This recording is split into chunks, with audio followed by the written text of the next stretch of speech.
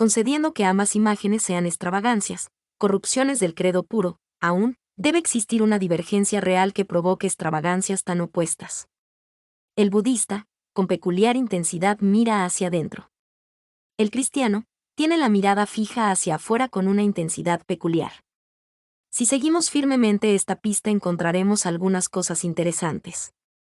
La señora Besant hace poco tiempo anunció en un interesante ensayo, que en el mundo solo existía una religión, que todos los credos son versiones o desfiguraciones de ella y que se hallaba dispuesta a decir cuál era esa religión. Según la señora Besant, esa Iglesia universal simplemente es el yo universal. Es la doctrina según la cual todos somos realmente una sola persona, que no hay un muro individual entre hombre y hombre. Si puedo expresarlo así, la señora Besant no nos dice que amemos a nuestros vecinos, nos dice que seamos nuestros vecinos. Esta es la meditada y sugestiva descripción que la señora Besant nos hace de la religión según la cual todos los hombres deben hallarse en armonía. Y nunca en mi vida había oído una sugerencia con la que me hallara en más violento desacuerdo. Quiero amar a mi vecino no porque él sea yo, sino precisamente porque él no es yo. Quiero amar al mundo no como se ama a un espejo porque es uno mismo, sino como se ama a una mujer porque es enteramente diferente. El amor es posible si las almas están separadas. Si las almas están unidas, el amor es evidentemente imposible. En vago puede decirse que un hombre se ama, pero difícilmente pueda enamorarse de sí mismo, y si se enamora, sus festejos serán monótonos. Si el mundo está lleno de yo, realmente podrían ser yo desinteresados. Pero basándose en el principio de la señora Besant, todo el cosmos es solamente una enorme persona egoísta. Es justamente aquí donde el budismo está con el panteísmo moderno y con el inmanentismo. Y es justamente aquí donde el cristianismo está con la humanidad, con la libertad y con el amor. El amor desea personalidad, por consiguiente el amor desea la división. El instinto del cristianismo es alegrarse de que Dios haya quebrado el universo en pequeños trozos, porque son trozos vivientes. Su instinto es decir que los niños se amen, más que decir a una persona grande que se ame a sí misma. Este es el abismo existente entre el budismo y el cristianismo. Para el budista o el teósofo, la personalidad es la caída del hombre y para el cristiano es el designio de Dios, todo el centro de su idea cósmica. El alma mundo de los teósofos pide que el hombre le ame para que pueda arrojarse en ella. Pero el divino centro del cristianismo actualmente arrojó de sí al hombre para que el hombre pudiera amarle. La deidad oriental es como un gigante que hubiera perdido una pierna o una mano y siempre estuviera buscándola. Pero el poder cristiano es como un gigante que en un extraño gesto de generosidad se hubiera cortado la mano derecha para que por su propio acuerdo pudiera estrechar manos con él.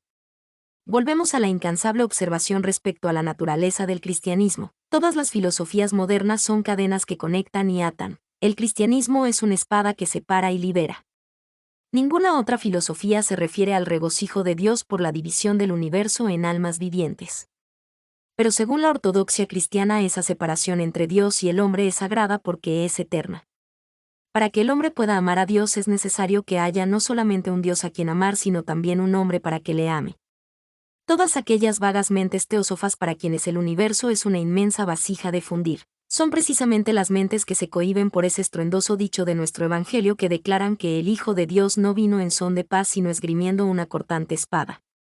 El dicho parece enteramente cierto hasta cuando se lo considera por lo que evidentemente dice: cualquier hombre que predica el verdadero amor, está destinado a engendrar odios. Eso es verdad, tanto de la fraternidad demócrata como del amor divino. El amor fingido concluye como un cumplido o en vulgar filosofía, pero el verdadero amor siempre concluyó en derramamientos de sangre. No obstante, detrás del significado obvio de esa declaración hay una verdad aún más terrible respecto a nuestro Señor. Según él, el Hijo era una espada separando al hermano del hermano, que por una eternidad debían de odiarse mutuamente. Pero el Padre también era una espada que en los comienzos oscuros separó al hermano del hermano para que al fin se amaran uno a otro. Este es el significado de la casi insana alegría en los ojos del santo del cuadro medieval. Este es el significado de los ojos cerrados de la altiva imagen budista. El santo cristiano se alegra porque fue dividido del mundo, está separado de las cosas y las observa con asombro. Pero ¿por qué se asombraría de las cosas el santo budista puesto que existe solamente una cosa y esa, por ser impersonal, difícilmente puede despertar su asombro? Han escrito muchos poemas panteístas con intentos de sugerir asombro, pero ninguno fue realmente logrado. El panteísta no se puede asombrar porque no puede alabar a Dios ni a las cosas como en verdad distintas de sí mismo. Pero nuestro asunto inmediato aquí se refiere al efecto de esa admiración cristiana, que se exterioriza hacia una deidad distinta del admirador, sobre la necesidad general de una actividad ética y de una reforma social. Y de seguro sus efectos son suficientemente obvios. No hay posibilidad alguna de extraer del panteísmo ningún impulso especial de acción moral. Porque la naturaleza del panteísmo implica que una cosa es tan buena como otra. En cambio, la naturaleza de la acción implica la existencia de una cosa decididamente preferible a otra. Swinburne, en la cumbre de su escepticismo, vanamente intentó luchar contra esta dificultad. En sus canciones Antes del amanecer, escrito bajo la inspiración de Garibaldi y la Revolución Italiana, proclamó la religión más nueva y el Dios más puro que marchitaría a todos los sacerdotes del mundo. ¿Qué haces tú ahora mirando hacia Dios para llorar? Yo soy yo, tú eres tú. Yo soy bajo y tú grande. Yo soy tú que tú buscas para encontrarle a Él y te encuentras a ti mismo, tú eres yo.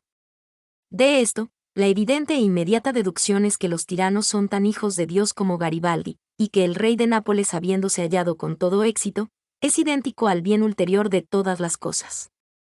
Lo cierto es que la energía oriental que destrona a los tiranos proviene de la teología occidental que dice yo soy yo, tú eres tú. La misma separación que vio y derrocó a un buen rey en el universo, vio y derrocó a un mal rey en Nápoles. Los adoradores del dios del rey de Nápoles destronaron al rey de Nápoles. Los adoradores del dios de Swinburne cubrieron Asia durante siglos y nunca destronaron a un tirano.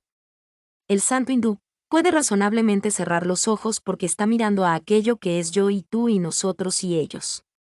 Es una ocupación racional, pero no es cierto en la teoría ni es cierto en la práctica que esa actitud ayude al hindú a tener la vista puesta en Lord Curzon.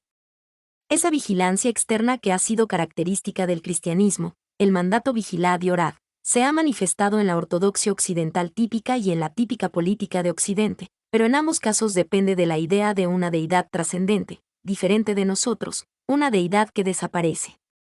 Ciertamente los credos más sagaces pueden sugerir que nos es posible buscar a Dios en los repliegues cada vez más profundos de nuestro ego.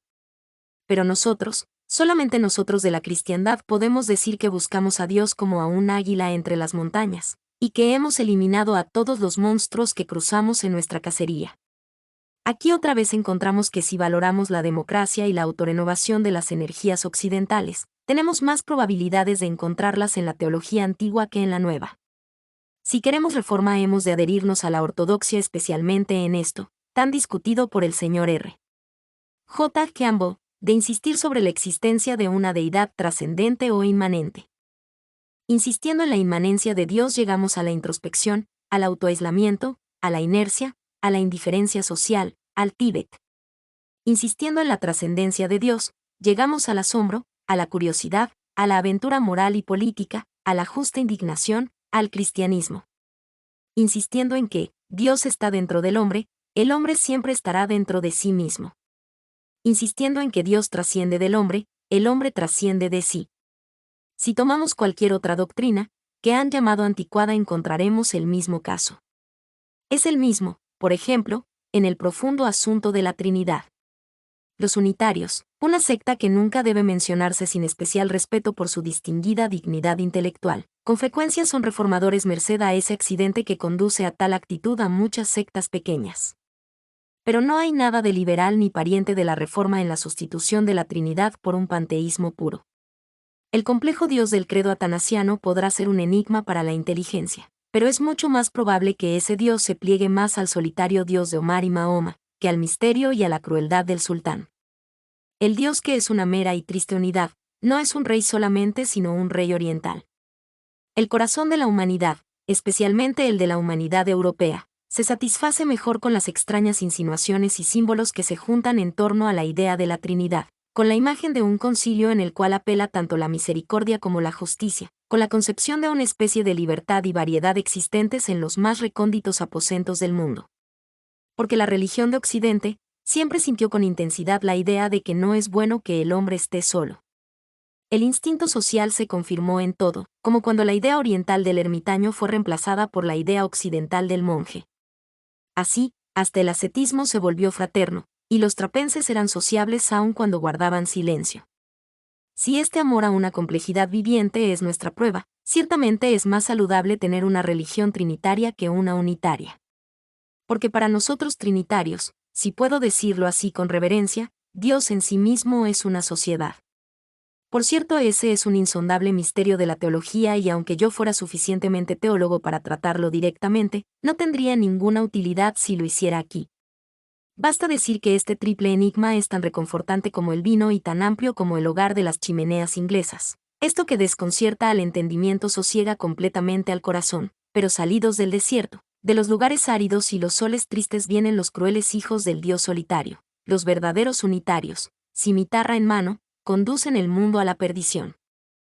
Porque no es bueno que Dios esté solo. Otra vez, lo mismo es verdad de aquel difícil asunto del peligro del alma, asunto que ha perturbado a tantas mentes justas. Esperar es imperativo para todas las almas, y es muy defendible que su salvación sea inevitable. Es defendible pero no especialmente favorable a la actividad o al progreso.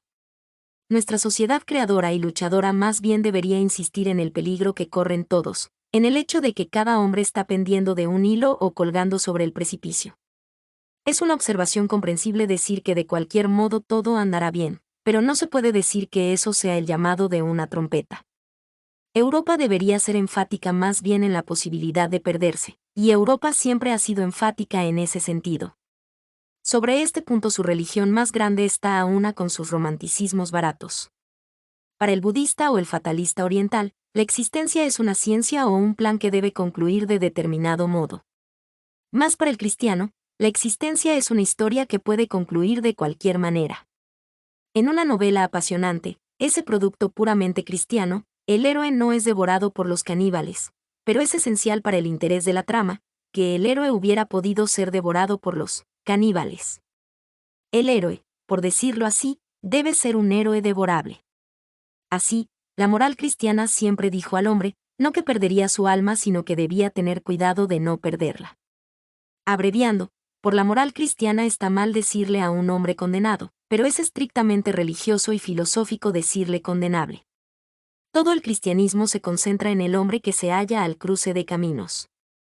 Las vastas y triviales filosofías, las colosales síntesis del engaño, todas hablan de las épocas y de la evolución y del ulterior acontecimiento. La verdadera filosofía se ocupa de un instante. Un hombre tomará este camino o aquel. Eso es lo único en que hay que pensar, si les gusta pensar en algo. Es bastante fácil pensar en eternidades, cualquiera puede pensar en ellas. El instante es en verdad terrible, y porque nuestra religión ha sentido intensamente el instante, en su literatura se ocupa mucho de combates y en su teología se ocupa mucho del infierno. Está llena de peligro, como el libro de un niño, se halla siempre en una crisis inmortal. Hay gran cantidad de semejanzas entre la ficción popular y la religión de los occidentales. Si usted dice que la ficción popular es vulgar y vistosa, está diciendo lo mismo que dicen los temibles bien informados de las imágenes de las iglesias católicas.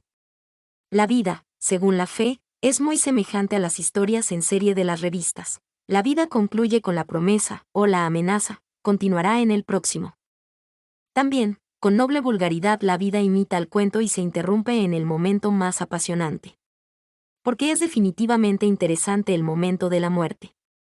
Pero la cuestión es que el interés de una historia consiste en que posee un elemento de voluntad, de lo que la teología llama libre albedrío. No es posible concluir una suma como nos da la gana. Cuando alguien descubrió el cálculo diferencial, solo podía descubrir un cálculo diferencial. Pero cuando Shakespeare hizo morir a Romeo, lo mismo pudo haberle casado con la vieja haya de Julieta, si se hubiera sentido inclinado a hacerlo. Y la cristiandad se ha destacado en las novelas narrativas precisamente porque ha insistido en la teológica libertad de albedrío. Ese es un vasto asunto y demasiado al costado de este para tratarlo aquí adecuadamente, pero es la verdadera objeción a ese torrente de conversaciones modernas que hablan del crimen como de una enfermedad, que hablan de hacer las prisiones un simple ambiente higiénico como el de un hospital y de curar el pecado con lentos procedimientos científicos. La falacidad de todo consiste en que el mal es una cuestión de elección activa, en tanto que la enfermedad no lo es. Si usted dice que va a curar a un disoluto como cura a un asmático, mi réplica evidente será: muéstreme las personas que han querido ser asmáticas, como otras quisieron ser disolutas. Un hombre, quedándose quieto, puede curar de una enfermedad. Pero no debe quedarse quieto si quiere curarse de un pecado, al contrario, debe levantarse, saltar violentamente. Todo esto está claramente expresado en la palabra que empleamos para designar al hombre recluido en un hospital. Paciente es una forma pasiva, pecador es una forma activa. Si se ha de salvar de influenza, el hombre puede ser un paciente. Pero si se ha de salvar de falsificar, el hombre no debe ser un paciente, sino un impaciente. Personalmente debe impacientarse con la falsificación. Toda reforma moral debe comenzar en una voluntad activa y no en una voluntad pasiva. Aquí otra vez llegamos a la misma conclusión sustancial. Mientras deseamos la reconstrucción definitiva y las arriesgadas revoluciones que han caracterizado a la civilización europea, no descartemos el pensamiento de una posible catástrofe. Más bien estimularemos dicho pensamiento. Si como los santos orientales solo deseamos contemplar lo bien que andan las cosas, por supuesto nos limitaremos solo a decir que seguirán bien. Pero si particularmente deseamos hacer que vayan bien, hemos de repetirnos que podrían ir mal. Finalmente, esta verdad también es verdad en el caso de los vulgares intentos modernos de disminuir o suprimir la divinidad de Cristo.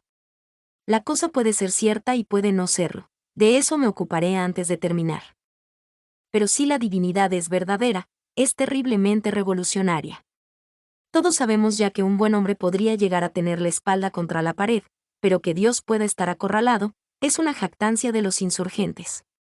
El cristianismo es la única religión de la tierra que ha sentido que la omnipotencia hacía completo a Dios. Solamente el cristianismo sintió en que Dios, para ser completamente Dios, debió ser tanto un rebelde como un rey. Único entre todos los credos, el cristianismo agregó la valentía a las demás virtudes del Creador. Porque la única valentía que merece llamarse valentía, es la que significa que el alma ha pasado un punto de quebranto sin quebrantarse.